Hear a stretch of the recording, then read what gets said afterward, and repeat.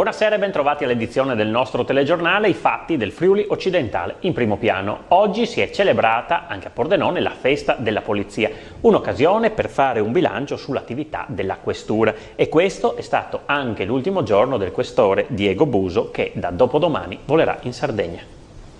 La polizia anche a Pordenone ha festeggiato il 166esimo compleanno. Autorità civili e militari hanno applaudito gli uomini in divisa, ringraziati pubblicamente dalle lettere del Presidente della Repubblica Sergio Mattarella, del Ministro dell'Interno Marco Minniti e del Capo della Polizia Franco Gabrielli. La cerimonia è stata anche l'occasione per fare il bilancio sull'attività dell'ultimo anno. Nonostante le difficoltà notorie che non sto a ripetere, i risultati sono ancora in trend crescente rispetto all'anno prima. Significa che chi ha portato questa divisa, indipendentemente dal grado, dal compito, ha lavorato perché questo fosse possibile. Alcuni numeri: 15.000 chiamate ricevute dal 113, 72 persone arrestate, oltre 30 kg di droga sequestrati. Dei 684 delitti denunciati, 407 sono furti, in calo rispetto ai 481 dell'anno precedente. L'ufficio immigrazione ha gestito 25.000 permessi di soggiorno e 934 cittadini stranieri richiedenti protezione internazionale, 39 le espulsioni e 12 gli accompagnamenti in frontiera. La Polizia Postale ha avviato 480 indagini per violazioni informatiche e monitorato 960 siti internet.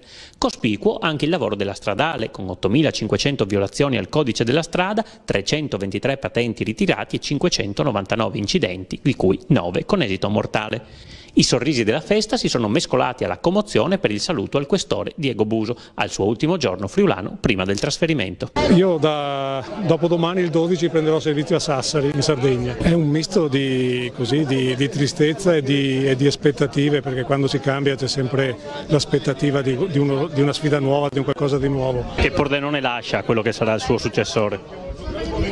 Pordenone lascia una città vivace, una città discretamente sicura, anche se, come ho detto prima nel mio discorso, quando qualcuno viene toccato da un fatto delittuoso, criminoso, tutte le cose, le assicurazioni che chiunque possa fare hanno il peso che hanno. Però credo che obiettivamente di fondo parliamo di una realtà e di una collettività che vive in condizioni di sicurezza più che accettabili, più che dignitose.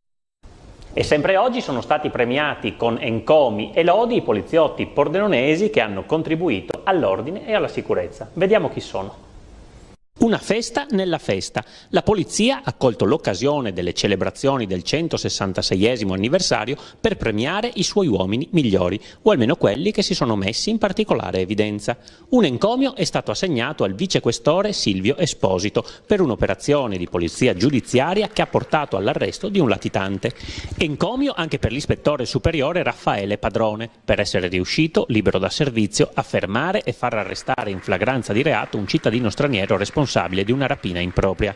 Stesso riconoscimento per l'ispettore superiore Gennaro Mandato, i sovrintendenti capo Paolo Capecchi, Maurizio Rao e Maurizio Liut e gli assistenti capo Diego De Filippi e Paolo Gravili, tutti impegnati in un'attività investigativa che ha portato al fermo del capo di un'organizzazione criminale dedita ai furti nei centri commerciali. Per la stessa operazione, premiati con una lode, anche gli ispettori capo Hermes Canciani ed Enrico Zaina e i sovrintendenti capo Tommaso Galeone, Diego Facchin e Amedeo Zanin. Assegnata una lode per diverse operazioni di polizia anche al sovrintendente capo Riccardo Bozzo, al sovrintendente capo Elio Morassut, all'assistente capo Michela Carrer, al sovrintendente capo Mauro Stefano, all'assistente capo Fabio Brescia, agli ispettori superiori Marco Di Terlizzi e Fabio Guerra e ai sovrintendenti capo Diego Facchin e Tommaso Galeone. Lode anche al sovrintendente capo Paolo Capecchi per aver collaborato all'individuazione dell'assassino di Yara Gambirasio a Bergamo nel 2015. Per loro tanti applausi da colleghi e autorità. Una notizia di cronaca: scontro tra una bicicletta e